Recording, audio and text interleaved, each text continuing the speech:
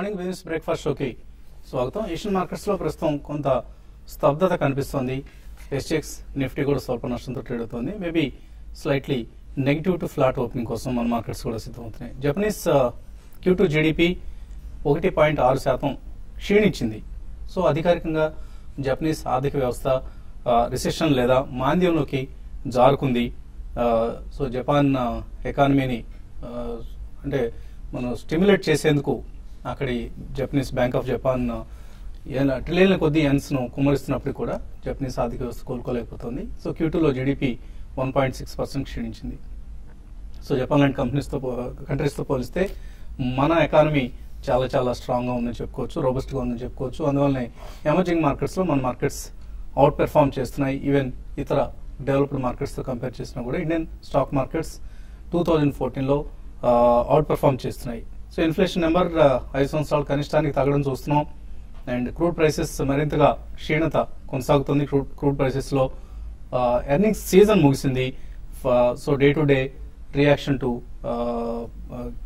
Stock counters లో ముగిసినట్లుగా చెప్పుకోవచ్చు. అయితే ఏ కంపెనీస్ ఎర్నింగ్స్ పాజిటివ్గా ఉన్నాయి, ఏ కంపెనీస్ ఎర్నింగ్స్ నెగిటివ్ గా ఉన్నాయి, ఈ అంశాన్ని ఆధారంగానే ఆయా స్టాక్ ప్రైసెస్ రాబోయే రోజుల్లో కదలాడుతూ ఉంటాయి. FII బయింగ్ కొనసాగుతోంది. 650 crores వర్త్ స్టాక్స్ ను ఫ్రైడే రోజు FIIs కొనడం చూసాం. సో 7,600 crores క్యాష్ మార్కెట్ లో ఇప్పటిదాకా ఈ నెలలో అంటే నవంబర్ నెలలో FIIs ఇండియన్ క్యాష్ మార్కెట్స్ లో ఇన్వెస్ట్ చేసిన మొత్తం 7,600 crores. Of course hero motor Corp deal కనుక మనం పక్కన పెడితే 5,500 crores వర్త్ స్టాక్స్ ని FIIs కొనడం చూస్తున్నాం. అయితే నిఫ్టీకి మాత్రం 8,400 సమీపంలో స్ట్రాంగ్ రెసిస్టెన్స్ ఎదురవుతోంది. ఈ రెసిస్టెన్స్ ను ఓవర్కమ్ చేయగలిగితేనే నిఫ్టీ తర్వాత లెవెల్ కు చేరగలుగుతుంది. సో ఏదో ఒక డైరెక్షన్ లో రేంజ్ ఏదైతే ప్రస్తుతం మనం చూస్తున్నాం 8,300 అండ్ 8,400 చాలా నేరో రేంజ్ లో 100 పాయింట్ల నేరో రేంజ్ లో నిఫ్టీ తచ్చెట్లాడుతోంది. సో ఈ రేంజ్ ను బ్రేక్అవుట్ చేయడానికి ఒక స్ట్రాంగ్ క్యూ ఏదైనా అవసరం అవుతుంది. సో మోస్ట్లీ పాజిటివ్ సైడే బ్రేక్అవుట్ వచ్చే అవకాశాలు కనిపిస్తున్నాయి. ఎందుకంటే మనం ప్రస్తుతం ఒక స్ట్రాంగ్ బుల్ మార్కెట్ లో ఉన్నాం. అండ్ ప్రతి డిక్లైన్ ను FIIs కావచ్చు, ఈవెన్ ఇతర ఇన్స్టిట్యూషనల్ ఇన్వెస్టర్స్ బయింగ్ వాడుకుంటున్న సమయం. అయితే of course domestic institutional investors నుంచి మాత్రం సెల్లింగ్ ప్రెషర్ అప్పటికప్పుడు వస్తుంది. అందువల్లనే నిఫ్టీ ఈ రేంజ్ నుంచి బయటపడలేకపోతుంది. ఎందుకంటే 5,500 crores FII బయింగ్ మనకు నవంబర్ లో కనిపిస్తే 5,200 crores DIIs అమ్మారు. అంటే 300 crores నెట్ బయింగ్ మనకు కనిపిస్తుంది. సో మిగతాదంతా కూడా HNIs కావచ్చు, రిటైల్ ఇన్వెస్టర్స్ కావచ్చు, ఇటువంటి వారి నుంచి బయింగ్ సపోర్ట్ అందుతుంది. అండ్ నిఫ్టీ లాస్ట్ 1 month లో మనం చూస్తే 6.69% పెరిగింది. అండ్ ఈ గ్రోత్ ను సెక్టర్ రొటేషన్ లో భాగంగా అనుకోవచ్చు, లేదా ఇతరత్ర ఫండమెంటల్ రీజన్స్ వల్ల కావచ్చు, బ్యాంక్ స్టాక్స్ లీడ్ చేశాయి. So bank Nifty last 1 month లో చూస్తే 10% పైగా లాభపడింది. IT ఇండెక్స్ సేమ్ టైం 7% లాభపడటం చూస్తున్నాం. సో క్లియర్లీ బ్యాంక్ స్టాక్స్, అందులో కూడా ప్రధానంగా PSU bank stocks last 1 month లో ఇతర సెక్టరల్ ప్లేయర్స్ ను అవుట్ పెర్ఫార్మ్ చేయడం చూస్తున్నాం. ఇక స్టాక్ స్పెసిఫిక్ యాక్షన్ కొనసాగుతుంది. రిజల్ట్ సీజన్ కూడా ముగిసింది. HDFC బ్యాంక్ లో ఫారిన్ ఇన్వెస్ట్మెంట్ లిమిట్ ను ఇప్పుడు 74% గా నిర్ధారించింది foreign institution promotion board FIPB.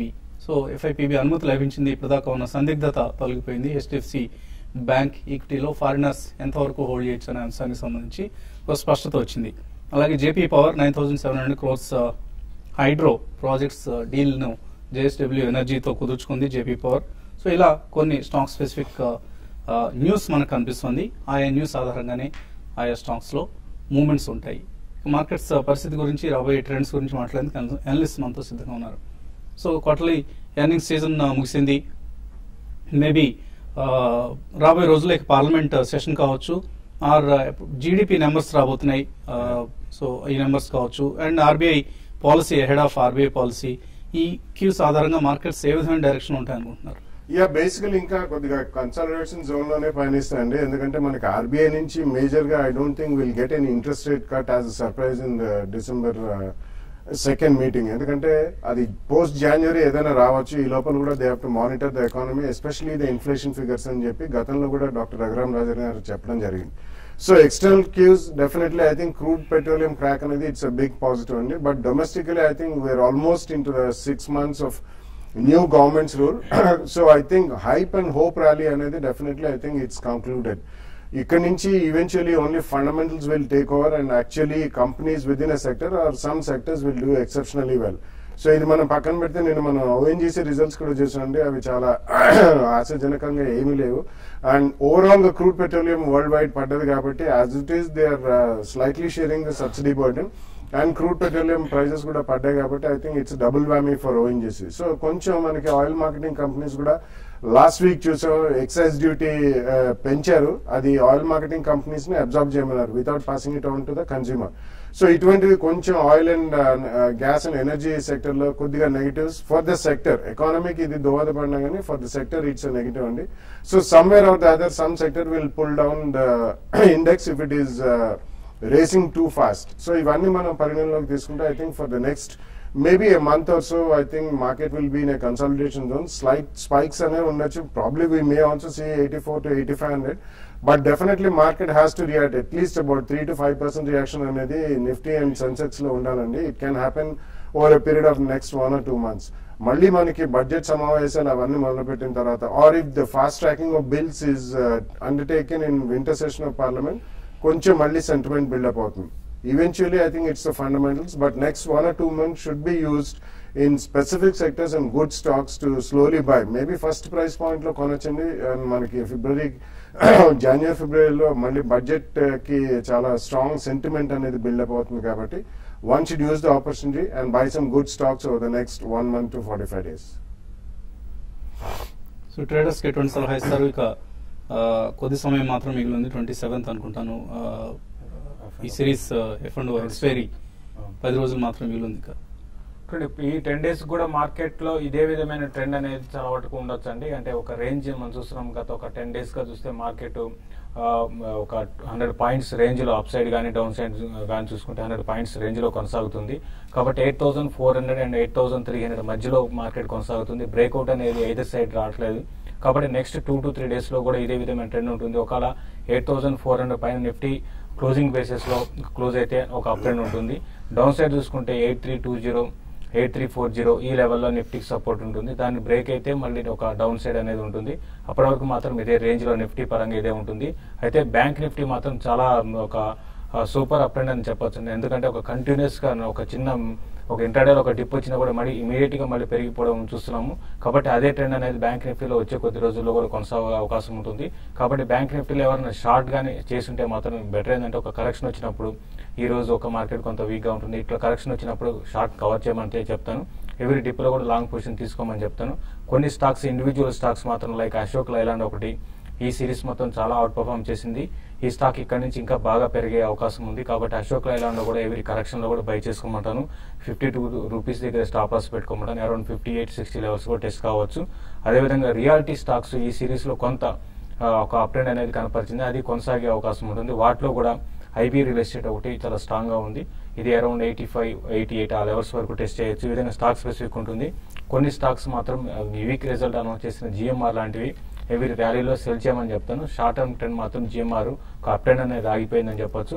కాబట్టి అది కొంత వీక్ గా ఉండడానికి అవకాశం ఉంది. అట్లనే వోల్టాస్ ఒకటి చాలా స్ట్రాంగ్ ఉంది. తర్వాత ఐడిఎఫ్సి ఒకటి కూడా ఎవరి డిప్ లో బై చేసుకోవచ్చు. అయితే రియాలిటీ స్టాక్స్ లో డిఎల్ఎఫ్ మాత్రం కొంత హైయర్ లెవెల్స్ అంటే రీసెంట్ గా లోస్ నుంచి ఒక 25-30% పెరిగింది. కాబట్టి ఈ లెవెల్లో ఓవర్ బాట్ లో ఉంది. ఇక్కడ నుంచి ఈ స్టాక్ కొంత వీక్ కావచ్చు, దీన్ని సెల్ చేయమని చెప్తాను. ఈ విధంగా స్టాక్ స్పెసిఫిక్ ఉంటుంది. బట్ ఈ రోజు ట్రెండ్ మాత్రం కొంత వీక్ గా ఉండొచ్చు. క్లోజింగ్ ఒక -15-20 points క్లోజింగ్ నిఫ్టీ క్లోజ్ అయ్యే అవకాశం ఉందండి. కాలర్స్ లైన్ ఉన్నారు. బెంగళూరు నుంచి first caller Balakrishna. Hello hello sir, నేను హెక్సాగన్ పుట్ తీసుకున్నానండి ఈ మంత్ ఎక్స్పైరీ కోసం నవంబర్.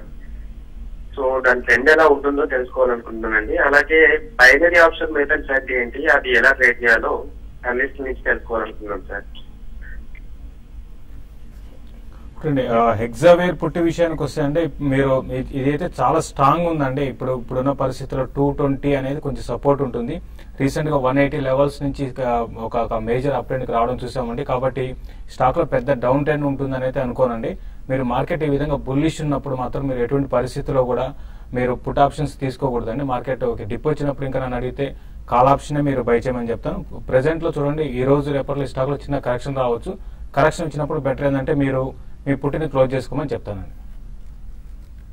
అలాగే ఒక ఫండమెంటల్ డౌట్ ఏదో అడిగారు, నాకు కరెక్ట్ గా వినపడలేదు. యా, బేసికలీ ఆప్షన్స్ గురించి అడిగారండి. యాక్చువల్లీ మనకి ఆప్షన్స్ అనేది ఇండియాలో it's very simple, like we have a call American and put European అని చెప్పి, but actually we're not following the basic European and American pattern. So for simple reasons you can take it as call మీరు ఒకవేళ కొంటే you are long అండి, you are bullish on the market.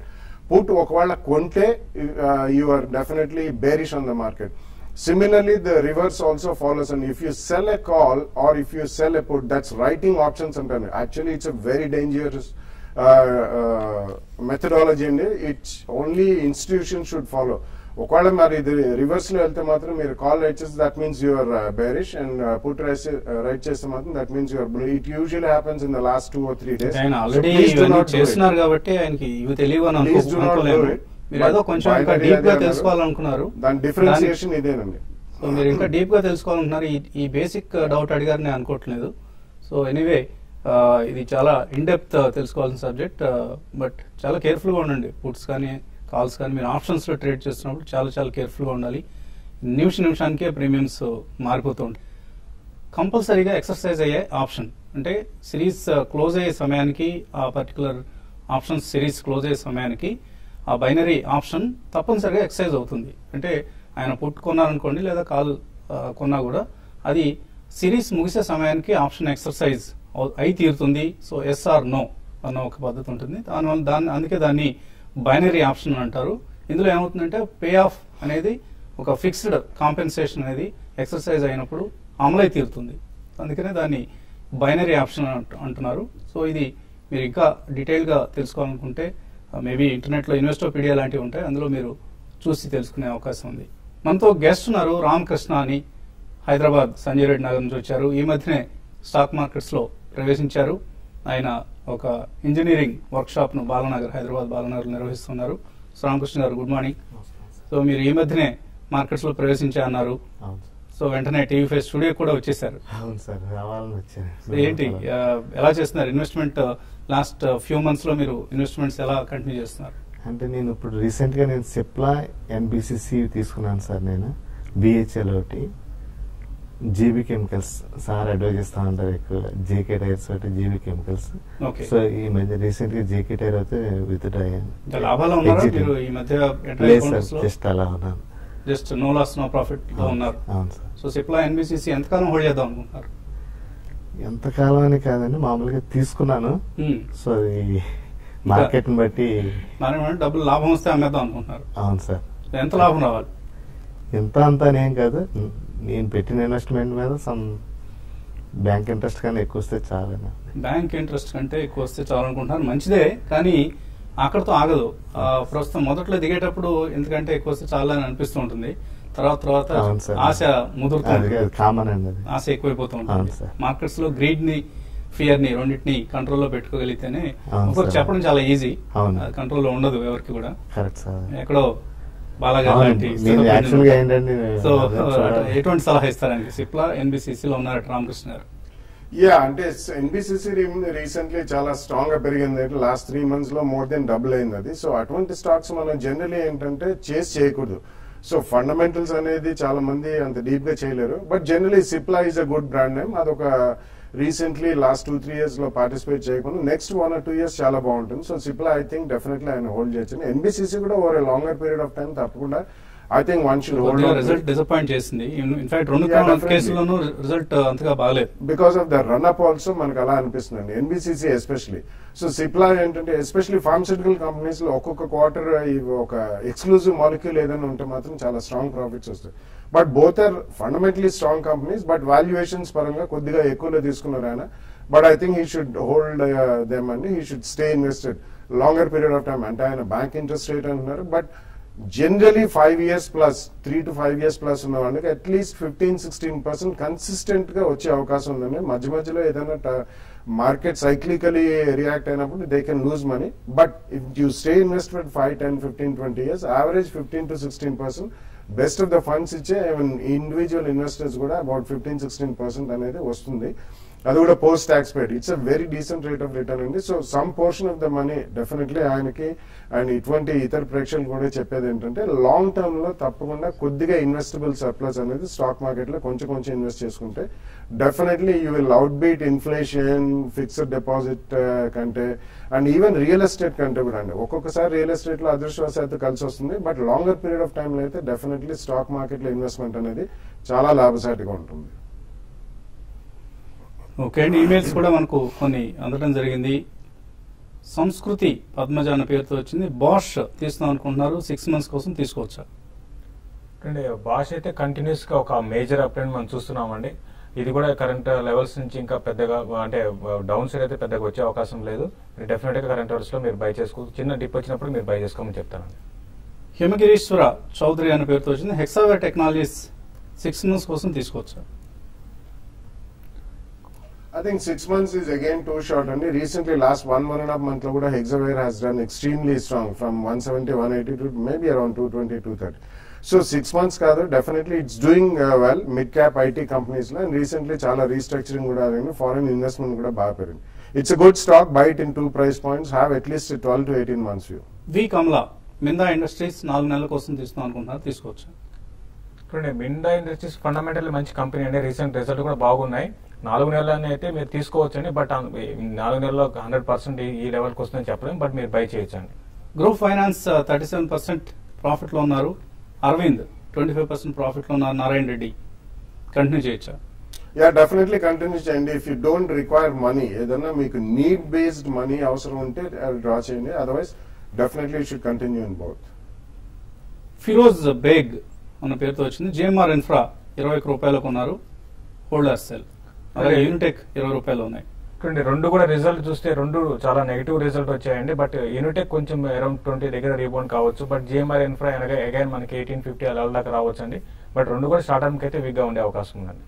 Srikanth Murari Shetty, Hindustan media ventures long term కోసం తీసుకోవచ్చా, hold చేయొచ్చా? Not such a great stock, ఎందుకంటే basically broadcast media will do more stronger than a print media. I think there are other options in it, but wait, recently baga participate chese. So I think you should buy something like a TV Today or maybe a Network 18, E20, CNBC TV 18, E20 కొనుక్కుంటే 2 price points లో కూడా have at least 2 years view. Srinu Kumar, TCS, Infosys, Cipla, Bajaj Auto ఇటువంటి counters మీద target price, stop loss ఇవన్నీ individual stocks గురించి అడిగారు. వీటికి అప్పటికప్పుడు లెవెల్స్ చెప్పాలంటే కష్టం. సుబ్బయ్య కొత్తమాసు, ఎస్ఎంఎస్ ఫార్మా యావరేజ్ 490లో హోల్డ్ చేస్తున్నారు. హోల్డ్ చేయొచ్చా 3 years కోసం? యా, కరెంట్లీ హోల్డ్ చేయమని చెప్తాను. Again quarterly results were not so good. So quarter on quarter చూసుకోకండి. 3 years అంటున్నారు, డెఫినెట్లీ హోల్డ్ చేయమని. రామకృష్ణ గారు ఇందాక ఆరోపిస్తున్నారు గురుప్రతాప్ రెడ్డి గారికి, తర్వాత మూర్తి గారికి ఇటువంటి కాలర్స్ కి ఎందుకు తరచుగా కాల్స్ కలుస్తున్నాయి? చూస్తున్నాను సార్, నేను ట్రై చేస్తాను, కలవట్లేదు. గురునాథ్ రెడ్డి గారికి ఆల్మోస్ట్ కలుస్తుంది ఫోన్. ఏంటంటే సీక్రెట్ తెలియదు. మేమైతే ఏం కలవడం లేదు కాల్. ఆయనకే కాల్ చేసినాడు అంటే దానికి ఆల్మోస్ట్ మీ ప్రోగ్రామ్ కంపల్సరీ గురునాథ్ రెడ్డి గారికి కంపల్సరీ కలుస్తుంది. ఎందుకు అనేది ఆయన అడగాల సీక్రెట్ ఏంటనేది. సో ఎలా అనిపిస్తుంది కార్యక్రమం? మీకు ఉపయుక్తంగా ఉంటుంది? కార్యక్రమం చాలా బాగుంది సార్. మీ అడ్వైజ్ ప్రేక్షకులు కొద్దిగా దాన్ని అమల్లో తీసుకోవాలి.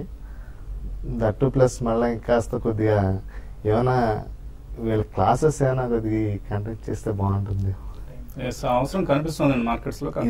అంటే మన అనలిస్టులు అందరూ బిజీగా ఉంటారు సార్. సో వారి సమయాన్ని మనం తీసుకొని క్లాస్ కండక్ట్ చేయడం అనేది కొంచెం ప్రయాసతో కూడుకున్న పని. బట్ ట్రై చేద్దాం తప్పకుండా.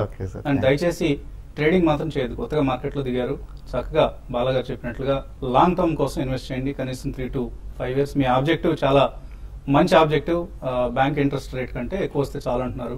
అటువంటి సంతృప్తి అలాగే నిలబెట్టుకుంటూ ఆ లెవెల్ను ఒకసారిగా మళ్ళీ మనకు మల్టీ బ్యాగర్స్ రావాలి, షార్ట్ టర్మ్ లో డబ్బులు చేసుకోవాలనే ఉద్దేశాన్ని విడిచిపెట్టి జాగ్రత్తగా ఇన్వెస్ట్ చేసుకోండి. డెఫినెట్లీ మంచి బుల్ మార్కెట్ పీరియడ్ లో దిగుతున్నారు కాబట్టి రిటర్న్స్ చక్కగా వస్తాయి మీకు. Thank you sir. ఇది ఇవాల్టి బిజినెస్ బ్రేక్ఫాస్ట్ షో. తిరిగి మధ్యాహ్నం 1:30 స్మార్ట్ ఇన్వెస్ట్ లో కలుద్దాం.